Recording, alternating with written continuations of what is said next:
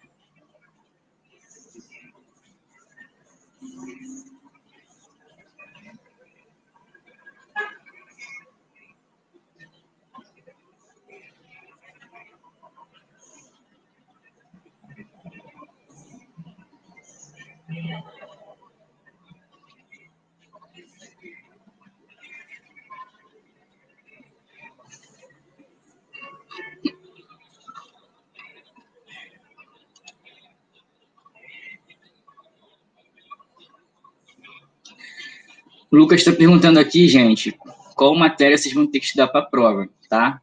Capítulo 9 e 10.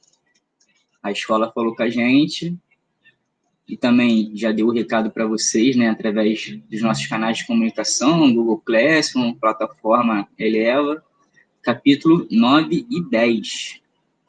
Porém, vocês vão ainda saber o dia da prova, tá bom? Fica tranquilo.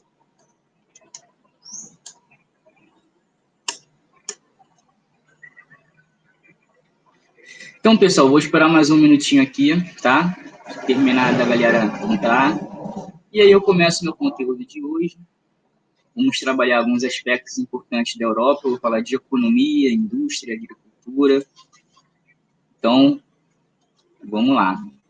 Só esperar mais um minutinho aí para a galera terminar de entrar. E vamos que vamos.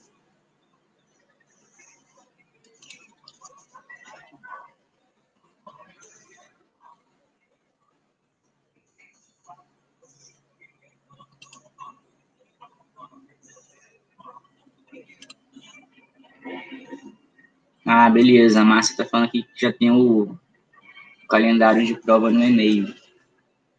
Então, beleza.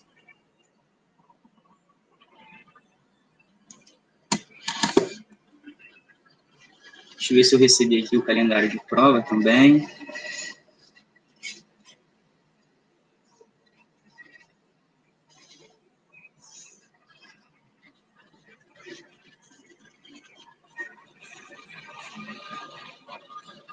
Geografia, pessoal, vai ser dia 16, tá? 16/6, prova de geografia, de 9 às 11. Vocês vão ter que entrar no Google Classroom, de 9 às 11, fazer a prova, tá? Capítulo 9 e 10. Então, vamos lá, pessoal, vamos começar. Acho que já deu tempo de todo mundo entrar. Vamos seguir aqui os nossos conteúdos. Vou seguir falando com vocês sobre Europa, tá? Vimos aí, no capítulo 8, os aspectos físicos da Europa. Capítulo 9, aspectos demográficos. No capítulo 10, aprofundamos alguns aspectos demográficos, falamos da migração e também da questão, né, de alguns grupos separatistas existentes dentro da Europa. E hoje eu vou aprofundar a questão industrial e econômica da Europa, tá? Agricultura, pecuária, indústria, para na próxima aula eu começar a aprofundar sobre União Europeia, tá, pessoal? Bloco econômico aí bem peculiar, existente na Europa, um dos blocos mais importantes do mundo, beleza? Então vamos lá, pessoal. Vou compartilhar aqui algumas imagens do livro com vocês, tá? Daqui a pouco a gente volta a conversar um pouquinho. Então prestem atenção. Vamos lá começar. Vou revisar algumas coisas que eu já falei dos capítulos anteriores e vou seguir o capítulo 11, tá? Vamos lá. Capítulo 11, hoje vamos trabalhar espaço agrário e indústria, como eu falei, né? Mas antes eu preciso resgatar diversas coisas que eu já venho falando com vocês anteriormente, tá? Então, é o seguinte, pessoal, quando nós estudamos Europa, né? Começamos falando dos aspectos demográficos da Europa. Então, a gente vai perceber o seguinte, pessoal, a Europa, na verdade, é um continente de população bastante madura, bastante envelhecida. Então, peço que vocês prestem atenção nesses aspectos, porque nós estudamos, né, na última aula, algumas pirâmides etárias da Europa, tá? Eu mostrei para vocês a pirâmide etária italiana, comparei, né, a pirâmide de países europeus com outros países do mundo. Vimos esse mapinha aqui também, tá, galera? Onde percebemos, né, que devido a uma condição climática e também uma condição de desenvolvimento econômico, percebemos que a população de grande parte da Europa, né, está concentrada principalmente nesses países que vocês podem dar uma olhadinha aí no mapinha de vocês, tá? Então, a gente percebe que quanto mais escuro, né, o vermelho do nosso mapa, maior a concentração populacional. Então, grande parte da população europeia, né, se encontra entre países como França, Alemanha, Inglaterra, ou seja, países, né, onde a gente percebe que o clima ele é mais ameno, um clima mais mediterrâneo, né, que outras partes da Europa. A gente sabe que o clima é muito rigoroso, muito frio, e também locais de maior desenvolvimento econômico.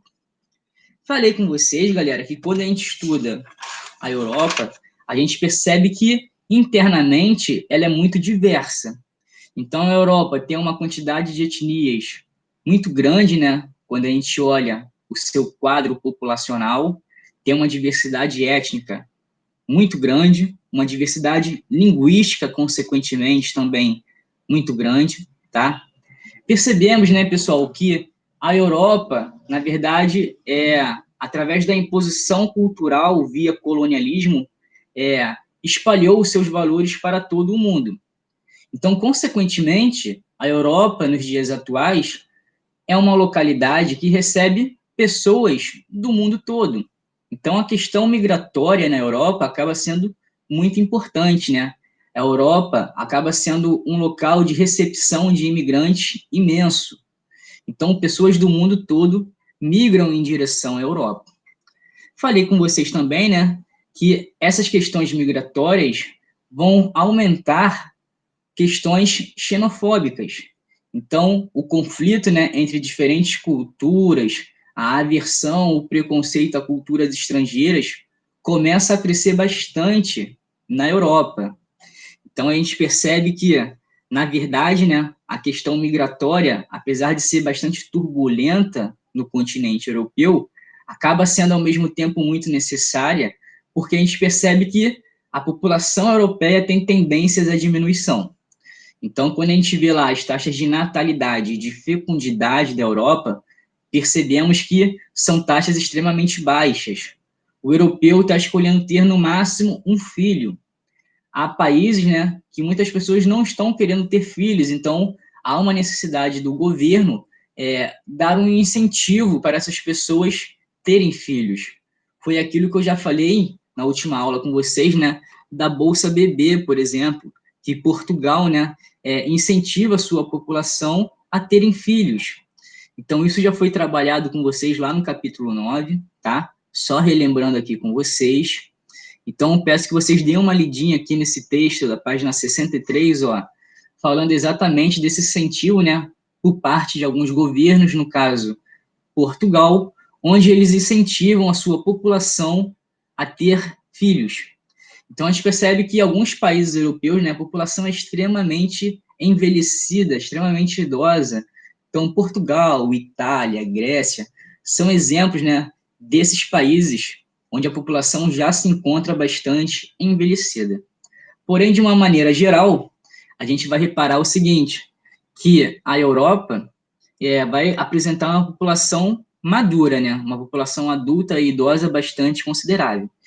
Então, quando a gente olha essa pirâmide etária aqui, ó, da página 63, pirâmide de 2015, reparamos o seguinte, ó, as taxas de natalidade não são tão elevadas, né? Já que a base da nossa pirâmide não é maior que o restante da pirâmide. Então, a gente percebe que a maior parte da nossa pirâmide se encontra onde? Do meio até o topo, mais ou menos. Então, da faixa etária aqui, ó, de 25 até 60, 65 anos, percebemos, né, que a população europeia é muito grande nessa parte da nossa pirâmide etária, mostrando que é uma população adulta caminhando para ser idosa, né? Quando a gente olha a pirâmide da Itália, percebemos que já é um pouquinho diferente. Vou colocar aqui para vocês até para comparar.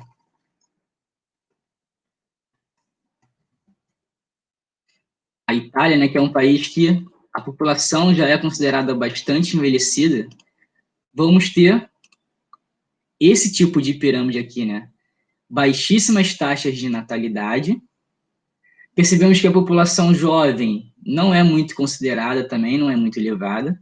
Porém, olha só, a partir dos 45 anos, a gente percebe um crescimento da população italiana. Então, a população italiana, né, é uma população bastante envelhecida, muito mais comparada com o restante da Europa, né, de um aspecto geral. Então, a gente vai perceber, né, que no continente europeu há baixíssimas taxas de natalidade, a expectativa de vida na maioria dos países é elevada, tá? Porém, não esqueçam o seguinte, quando a gente compara internamente a Europa, né, a gente vai perceber que a Europa tem uma divisão consequente do período da Guerra Fria e que dura até hoje, que é o lado ocidental da Europa e o lado oriental da Europa. Então, a gente vai perceber, né, que em diversos aspectos, o lado ocidental da Europa, ele acaba sendo muito mais desenvolvido economicamente, populacionalmente, tá? Vamos perceber que o IDH dos países do lado ocidental da Europa é bem maior que o IDH dos países do leste europeu, tá?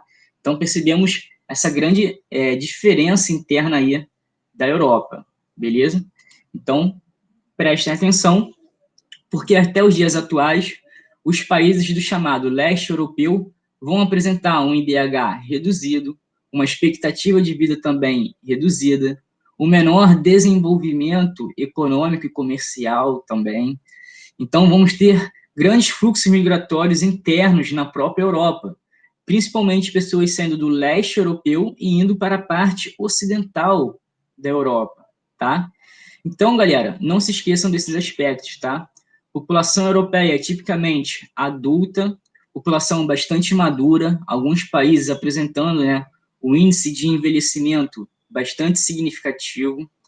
Quando olhamos internamente, né, a Europa ela se encontra dividida, pois o lado oriental ou o leste europeu é muito menos desenvolvido em diversos aspectos em relação ao lado ocidental da Europa, tá?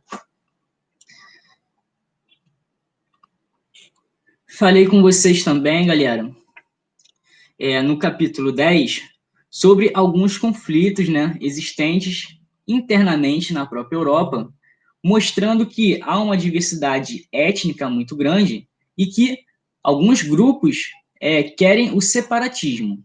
Então, a gente destaca aí o separatismo na Espanha, né, os bascos e os catalães, e também a gente vai destacar aí o caso da Irlanda, um conflito, né, entre Irlanda do Norte e Irlanda do Sul, onde percebemos que há também ali uma disputa, né, religiosa, onde católicos e protestantes estão disputando ali, né, quem tem a maior hegemonia.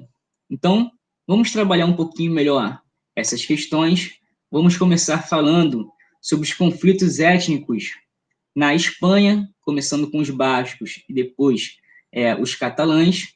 Vamos falar, né, a repercussão disso no futebol. O futebol sempre refletindo algumas questões populacionais da Europa, né, como eu já falei com vocês diversas vezes.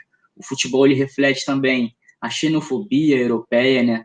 A gente sabe que diversos jogadores aí do continente africano, vários jogadores brasileiros e de diversas outras nacionalidades já sofreram algum tipo de episódio de racismo, de preconceito em partidas de futebol em jogos europeus, tá? Então, o futebol vai acabar também, né, apresentando, refletindo essas condições de separatismo na Espanha, principalmente aí com os bascos e com os catalães, que a gente vai falar um pouquinho aí do Barcelona, tá bom? Então vamos lá, pessoal. Mesmo com elevado IDH, né, a Europa possui problemas quanto às minorias étnicas, extremistas nacionalistas e povos que buscam o separatismo. Algumas minorias étnicas, né, que não possuem um estado próprio, um país próprio. Temos os ciganos na Europa Oriental, no leste europeu, tá? Temos as questões dos curdos ali entre Turquia e Oriente Médio. Nós temos também, né, e vamos trabalhar hoje, os bascos e os catalães. Então, prestem atenção, pessoal, porque o País Basco é uma região ali no norte da Espanha, fronteira com a França. Então, vamos perceber que aquela região ali, as pessoas possuem características culturais e linguísticas próprias e buscam o separatismo da Espanha. Então, vamos dar uma analisada nisso, né? E vamos ver alguns mapinhas a respeito desse assunto. Então, o País Basco corresponde a uma região localizada no norte da Espanha, fazendo fronteira com a França. Exatamente aqui como vocês estão vendo no mapinha aí na tela, tá? O País Basco abrange 4 províncias e uma partezinha da França.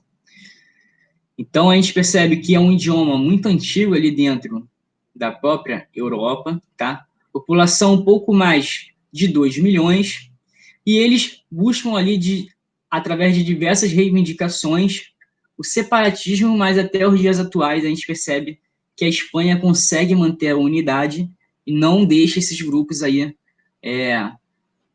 transformarem aquela região em um novo país.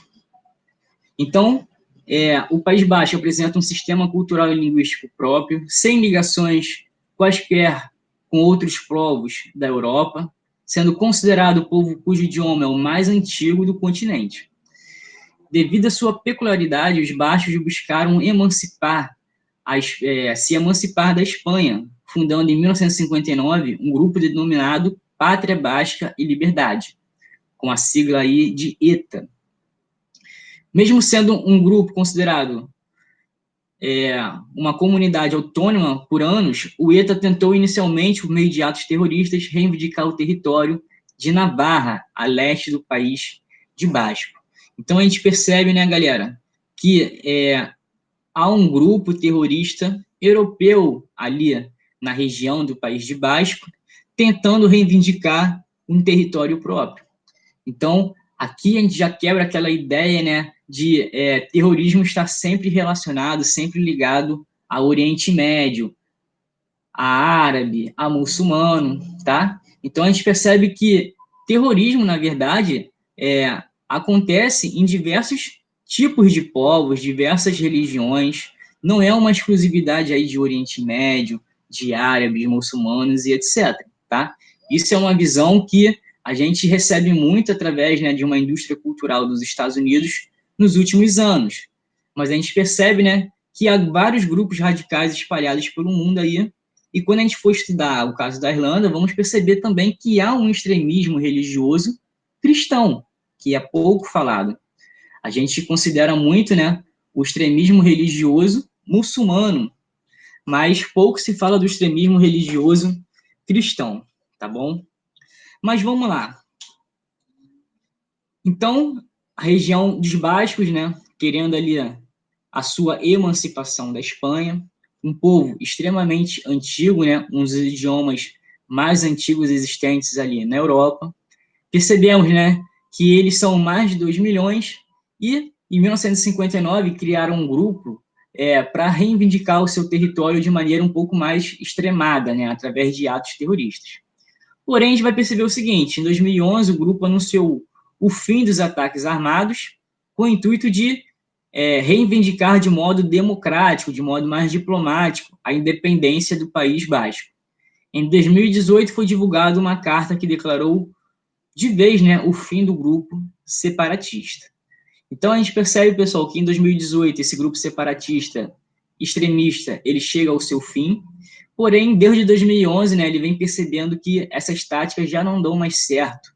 Então, eles foram ali por meios diplomáticos, tentando o separatismo, porém, a gente percebe que até hoje, né, eles não conseguem. A Espanha, ela tem interesses em manter a sua unidade territorial para não perder nas questões econômicas, né? Principalmente quando a gente vai falar do caso da Catalunha, já que a Catalunha, pessoal, é uma das regiões mais ricas aí da Espanha. Então, a gente vai perceber que a Catalunha representa mais ou menos 20% do PIB da Espanha. Então, uma região que bate muito de frente ali com a capital, que é Madrid, que também tem mais ou menos o mesmo PIB. Então, se essas regiões da Espanha conseguirem se emancipar e se separar, vamos perceber, né, que a Espanha vai ter uma perda econômica muito significativa. Então, a Catalunha é uma região situada no Nordeste espanhol e, assim como a região basca, apresenta característica cultural e linguística própria. Porém, a Catalunha tem um diferencial em relação ao País Basco. É uma região com um desenvolvimento econômico e industrial muito antigo, possui elevadas concentrações de capitais. Em 2016, a Catalunha representava 19, mais ou menos 20% do PIB espanhol, o que significava que ela competia diretamente com a capital Madrid, que representa cerca de 18,9% pelo posto de região mais rica do país. Então, a gente percebe que a Catalunha, né, consegue até ser um pouquinho mais rica que Madrid. Então, há um interesse muito grande ali da Espanha em manter a região da Catalunha dentro de seu território, para não haver perdas econômicas. Desde sua industrialização, a população catalã vem buscando maior autonomia, tentando, inclusive, separar-se e formar um país cujo núcleo seria a cidade de Barcelona, tá? Então, pessoal, quando vocês veem um jogo de futebol aí do Barcelona, por exemplo, a entrevista coletiva logo depois do jogo, você vai perceber que os jogadores, eles falam em catalão, tá? Eles não falam em espanhol. Então, há um orgulho ali da região da Catalunha, um orgulho nacional muito grande, né? E diversas vezes os catalães se reivindicaram, tentando buscar ali um separatismo, mas a Espanha sempre bate de frente, nunca deixa aquela região ali, né, se emancipar. Então, Catalunha e Madrid são considerados dois principais centros econômicos espanhóis e o separatismo poderia gerar um enfraquecimento econômico da Espanha, como eu já falei com vocês. Então, em uma consulta informal realizada na Catalunha, aproximadamente 80% da população afirma que gostaria de transformar a Catalunha em um Estado-nação independente da Espanha. Em 2017, autoridades regionais declararam a independência da região. Então, houve um rebuliço ali muito grande, né? Porque a Espanha não aceitou essa reivindicação aí de autoridades regionais declarando a independência da região.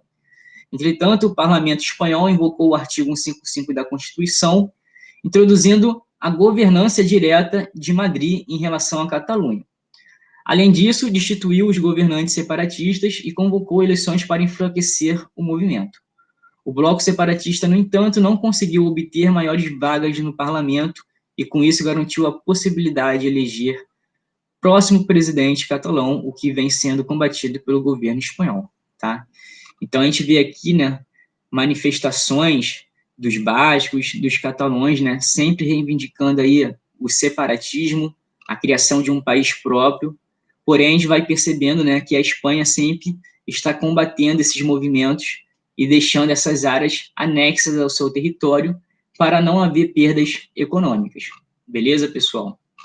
Então, vocês podem dar uma olhadinha aqui, né, na página 71, que ele vai falar essa questão da relação do futebol com a política, no caso espanhol, tá bom?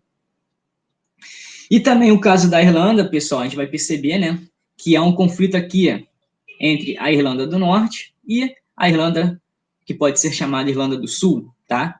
Então, na verdade, a gente percebe ali que é um conflito político e religioso, né, onde a gente vai ver cristãos e católicos disputando ali a região, tá?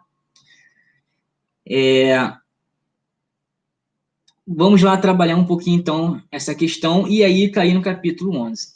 Deixa eu ver se vocês têm alguma pergunta aqui.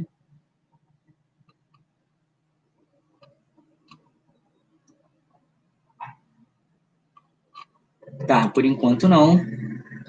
Então, vamos lá.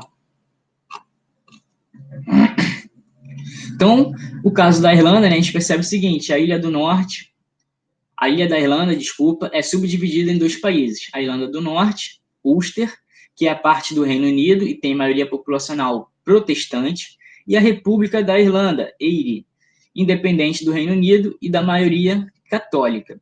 Então, a gente tem um grupo ali, protestante e católico, e tem um grupo que é pró-Reino Unido e contra Reino Unido. Na Irlanda do Norte, a minoria católica, aproximadamente 40% da população, buscou por anos a independência de Ulster do Reino Unido, porém, sem sucesso.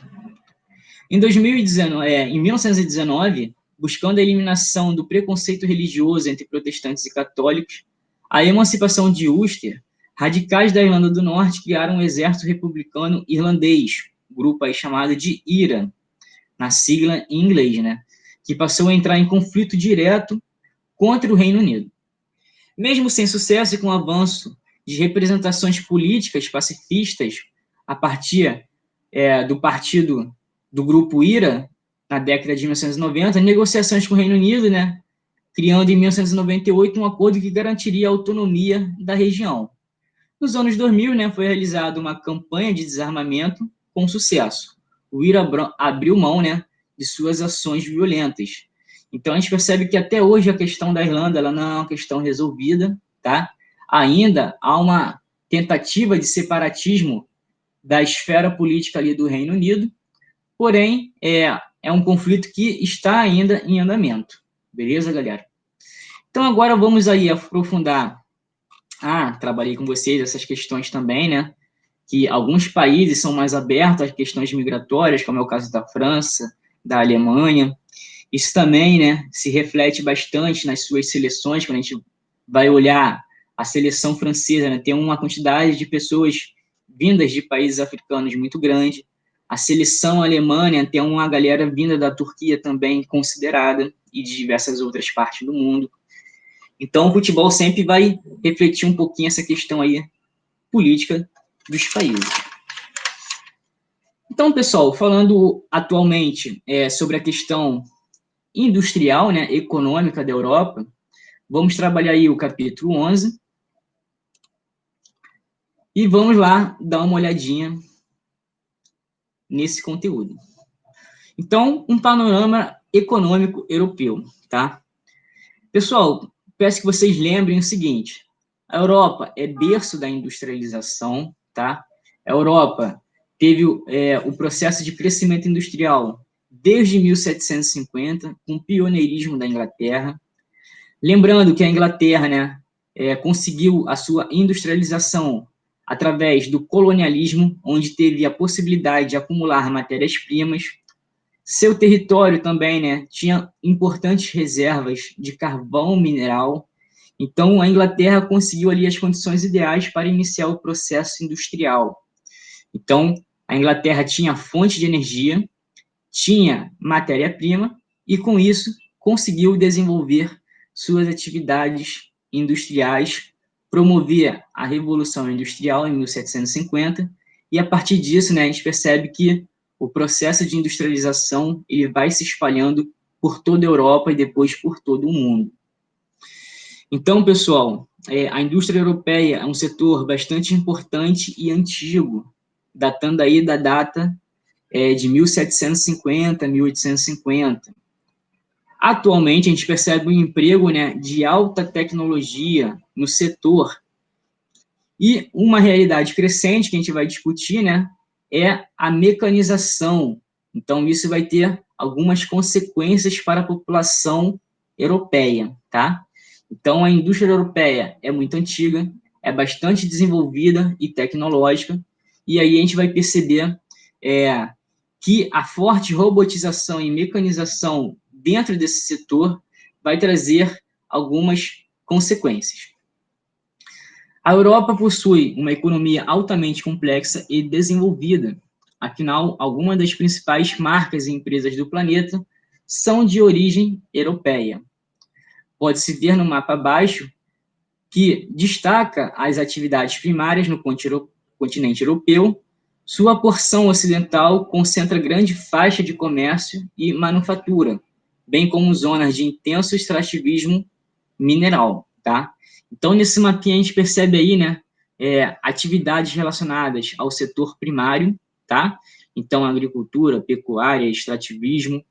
Então, percebemos ali, ó, na Inglaterra, onde eu estou passando o mouse para vocês, né, que é uma região de importantes reservas de carvão mineral. Em volta ali do mar, né, da Inglaterra, temos importantes reservas de petróleo e gás também. Lembrando que grande parte do petróleo e gás que a Europa consome vem da Rússia, tá, pessoal? Então, a Rússia é um grande fornecedor de petróleo e gás para a Europa. Então, prestem atenção nesses aspectos. A Europa apresenta também disparidades econômicas, refletindo no campo social, como pode ser visto no IDH no mapa abaixo. Os maiores destaques no PIB são a Alemanha, a França e o Reino Unido. Então, é aquilo que eu já falei com vocês, tá, pessoal? A gente vai perceber que a Europa vai ter sempre aquela divisão, né, interna entre a parte ocidental e a parte oriental. A parte oriental a gente vai perceber o quê? O menor IDH, o menor PIB, o menor desenvolvimento econômico, industrial, comercial. Quando a gente compara com a parte ocidental, né, a gente vai perceber que a parte ocidental é muito mais desenvolvida, países com elevado IDH, países com elevado nível de desenvolvimento, né, grandes produtores de tecnologia. Então, ó, os maiores PIBs, né, acima de 2 trilhões, a gente percebe, ó, Inglaterra, França, Alemanha. Alguns PIBs ali mais fraquinhos, tá? Ali de azul, a gente percebe que já predomina, né, na maior parte dos países do chamado leste europeu, beleza? Alguns países também de marrom e de roxo, né, que apresentam um PIB bem mais abaixo em comparação ao restante da Europa, né? Então, lembre-se que a Europa sempre vai ter essa divisão interna, né, entre a parte ocidental e o chamado leste europeu, parte oriental. Sem sombra de dúvidas, né, as maiores economias, Inglaterra, Alemanha e França, sendo a Alemanha o principal país ali da União Europeia, tá? Então, o país mais forte ali de toda a Europa é a Alemanha, um grande produtor de tecnologia. Com poucas exceções, a Europa Oriental possui PIBs médios para baixos, em comparação ao restante do continente, né, como a gente pode ter visto, estabelecendo grande disparidade econômica com reflexos no campo social. Isso se explica pelo fato de grande parte da Europa Oriental ainda apresentar resquícios da crise econômica provocada lá nos anos 80, né, com o fim do socialismo, com o colapso da União Soviética e etc.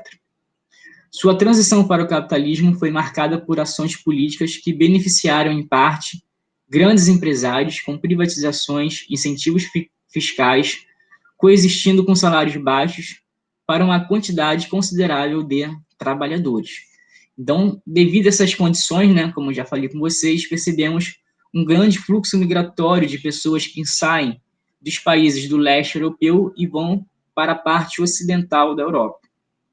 Essa ampla disparidade social entre o leste e o oeste da Europa têm provocado uma emigração constante para países da Europa Ocidental, que apresentam melhores condições de vida. A exceção, nesse caso, fica a casa de países como Portugal, Irlanda e Grécia, que possuem pouquíssimos parques produtivos, mais complexos e têm as atividades primárias com as que mais se destacam. Então, dentro da própria Europa, mesmo na parte ocidental, a gente percebe que há uns países que são mais fracos industrialmente falando, né? Como é o caso da Irlanda, Portugal, Grécia, tá? Então, são países que vão se destacar ali por uma economia do setor primário. Então, eles não são grandes produtores de tecnologia, por exemplo. Não há grandes marcas, né, gregas, não há grandes marcas portuguesas. Então, a gente vai perceber irlandesas também. Então, a gente vai perceber que esses países, industrialmente falando, né, são mais fracos ali dentro da própria Europa Ocidental. Aqui nesse mapinha nós temos o Índice de Desenvolvimento Humano, tá? O IDH. Lembrando que quanto mais próximo de né, melhor as condições de vida daquele país, melhor o IDH.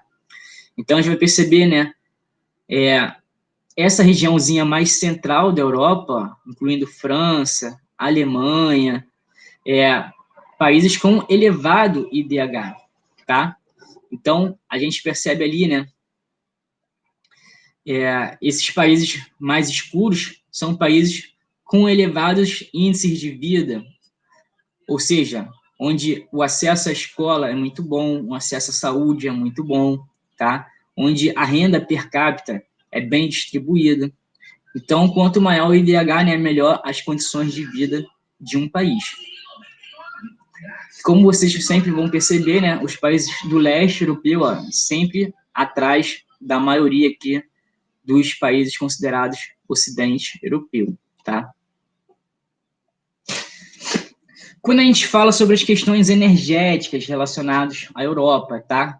Ainda existe na Europa uma enorme diversidade de matrizes energéticas. Prestem atenção porque, diferente do Brasil, né? O Brasil, grande parte de sua energia elétrica é produzida através das hidrelétricas, né? Que vão aproveitar ali a movimentação dos rios. Porém, a gente vai perceber, né? Que isso não é uma realidade em diversos lugares do mundo. O Brasil ele é privilegiado, né, nessa condição aí hidrográfica e por isso ele consegue produzir bastante energia elétrica através das hidrelétricas. Porém, na Europa, isso não é uma realidade muito comum, tá? Então, a matriz energética deles vai ser bem diferente da nossa. Lembrando que o Brasil se destaca, né, por apresentar fontes de energias renováveis em abundância. Os países europeus não, vocês vão perceber que são grandes consumidores, né, de combustíveis fósseis, tanto para a sua produção energética do dia a dia, né, para o abastecimento das cidades, como também para as indústrias. Então, vamos lá. O continente é muito dependente da importação de energia, destacando-se principalmente, né, os hidrocarbonetos, combustíveis fósseis, petróleo, gás natural e carvão mineral. Lembrando que grande parte do petróleo e gás natural vem ali da região da Rússia, tá bom? A União Europeia, somente para importar energia, gasta anualmente bilhões de euros. Aí esse gasto tende a aumentar com o próprio crescimento natural da região. A Europa hoje importa mais da metade da energia que consome. Então, né, a Europa é uma grande compradora de energia, principalmente os combustíveis fósseis, petróleo, gás e carvão mineral, tá? De onde vem o petróleo e gás pela Europa, né? Como eu falei, grande parte vem da Rússia, grande parte também, né, vem da OPEP, os países exportadores de petróleo, muitos ali no Oriente Médio, alguns na África e a Venezuela na América Latina. Porém, a maioria dos países da OPEP, né, são países do Oriente Médio. Então, grande parte do petróleo que chega na Europa vem da Rússia, vem de regiões do Oriente Médio, vem também ali, da Noruega, já que ali tem uma importante extração de petróleo na região, tá? Vem de alguns países africanos, como, por exemplo, é o caso da Argélia, tá? O Mediterrâneo, né? Vocês percebem que o Mediterrâneo é ali uma rota também, né, de petróleo vindo de regiões do Oriente Médio. Então, nós temos aí, né, no mapinha mostrando o seguinte, ó, os fornecedores tradicionais e os novos fornecedores estratégicos, né? Então, a Europa, ela tenta, ao longo do tempo, diversificar a quantidade de seus fornecedores, né, dos combustíveis fósseis, para ela não ficar muito refém desses países, né, de uma maneira econômica falando. Embora atualmente a Europa tenha bases energéticas de hidrocarbonetos, é a energia nuclear que se registra uma tendência para a transição das matrizes energéticas, substituindo as que geram e ampliam o efeito estufa por outras que não provocam tal impacto. Então, a Europa se utiliza bastante de termoelétrica para a produção de energia elétrica. As termoelétricas vão queimar os combustíveis fósseis, tá? E também a Europa se utiliza bastante de energia nuclear. Já falamos, né, do perigo da energia nuclear. Não se sabe o que se faz com o lixo nuclear gerado pelas usinas. Há também os perigos, né, de vazamentos, acidentes. Então, a questão energética na Europa é muito sensível, né? Porque eles são grandes dependentes de combustíveis fósseis e também se utilizam bastante da energia nuclear, que pode gerar diversos tipos de impactos ali. A ideia é que até 2030 a sua dependência energética seja reduzida no mínimo de 20%, segundo o relatório, né, de compreensão da política energética da União Europeia de 2014. Faz parte também da intenção do bloco diversificar os parceiros exportadores, renovando as estruturas, as malhas energéticas existentes e ampliar investimentos no desenvolvimento de outras tecnologias de geração de energia, tá? Então, aqui a gente vê, né, alguns dutos que vêm lá da Rússia para a exportação de gás natural e petróleo, tá? E aí, pessoal, a gente vai perceber o seguinte, né? A estrutura agrária da Europa é a seguinte: a Europa se destaca, né, muito mais pelo setor de serviços, pelo setor de comércio, pelo setor industrial, mas também, né, ela vai ter uma atenção voltada ali para o seu setor agrário, que é pequeno, mas ele vai ganhar bastante subsídios, né, dos governos. Os governos apoiam subsídios à agricultura. Então, isso aí vai ter um nome, né, que a gente vai chamar de Política Agrícola Comum, o PAC. Política Agrícola Comum da União Europeia. Beleza? Então, pessoal, prestem atenção no seguinte.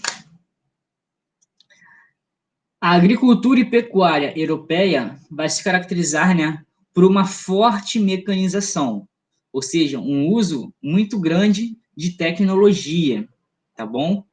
Vamos falar um pouquinho melhor disso, vamos ler juntos um pouquinho aqui a apostila, e aí eu vou explicando isso para vocês. Como já percebemos no primeiro mapa deste módulo, a atividade agropecuária é muito diversificada e conta com uma produção, em grande parte, moderna e mecanizada. Então, o setor extrativista, seja de petróleo, gás, carvão mineral, madeira, alimentos e etc., vai ser caracterizado pela mecanização muito intensa, alta tecnologia no setor extrativista. Assim, pode-se perceber que, na maior parte do continente, o processo de mecanização produtiva é bastante expressivo e acarretou um aumento constante do êxodo rural, saída de pessoas do campo para as cidades.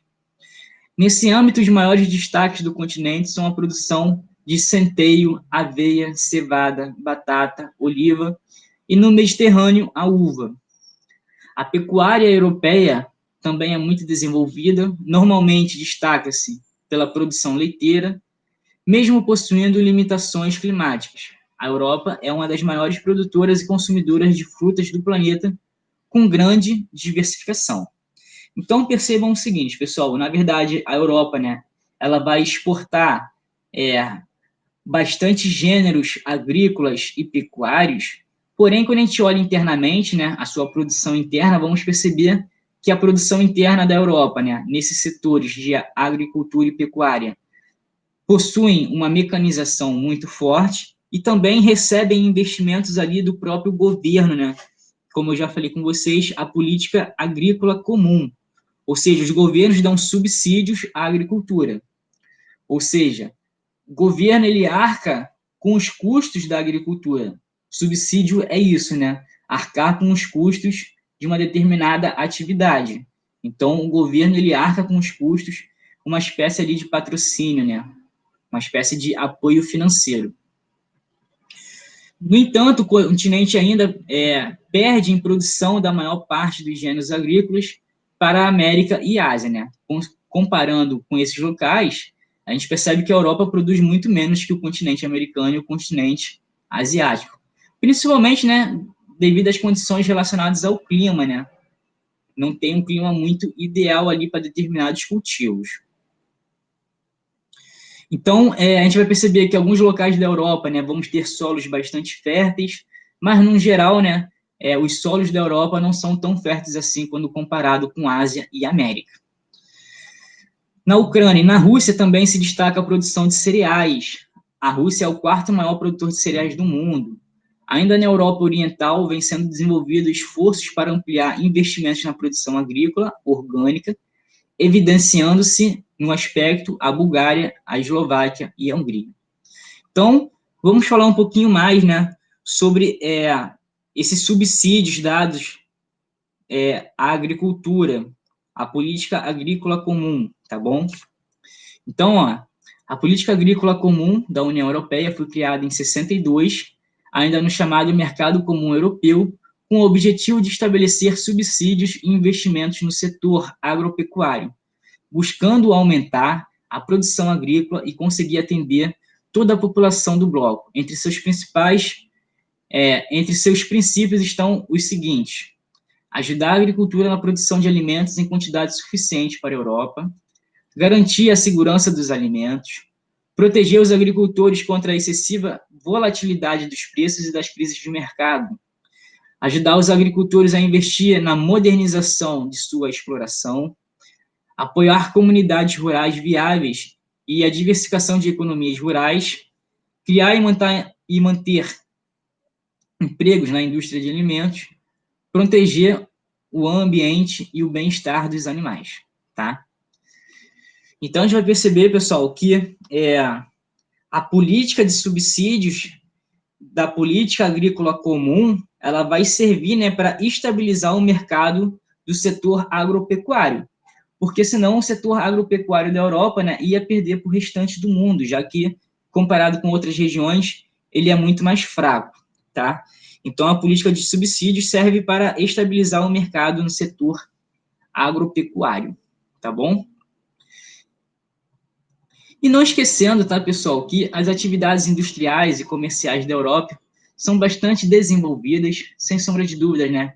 A Europa se destaca pelo setor comercial e industrial. A indústria europeia, né, se utiliza de bastante tecnologia. Então, a gente vai perceber o seguinte: grande parte da população europeia ocupa qual setor da economia? O primeiro e o segundo setor da economia, extrativismo e indústria, se caracterizam pela forte mecanização da produção.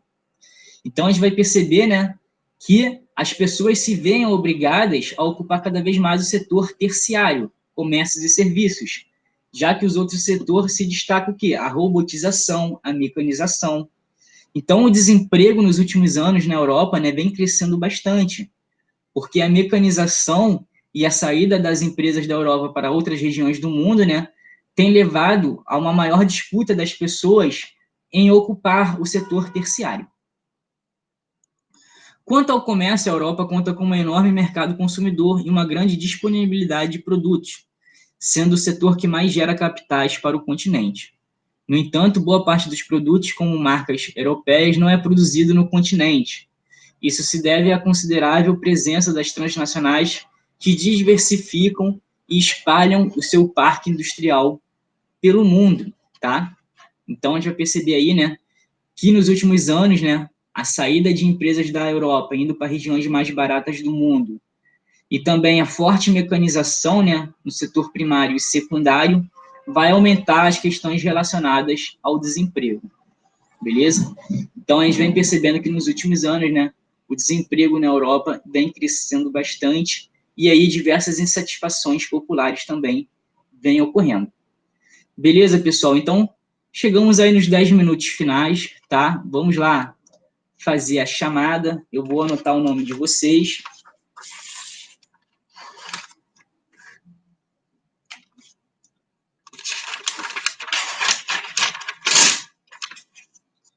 Então, vamos lá. Chamada, tá, galera?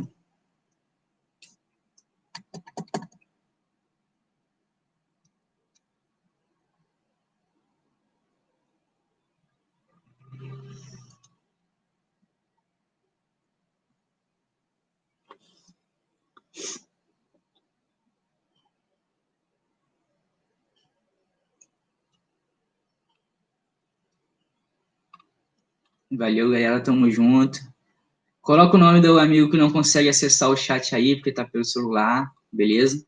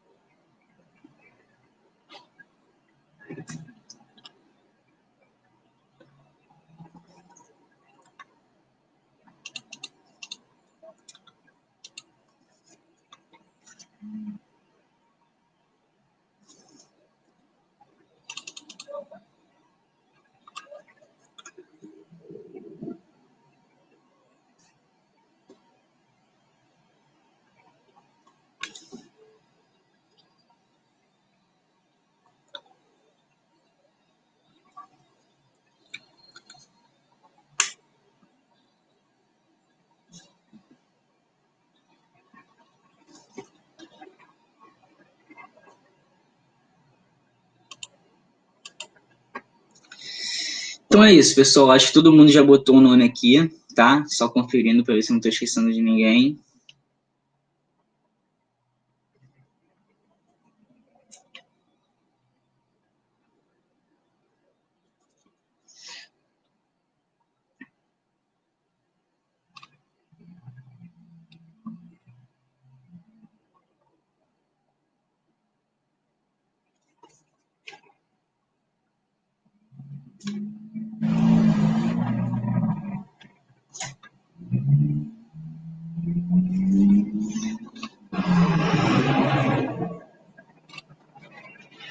Então é isso, pessoal. Acho que todo mundo já botou o nome.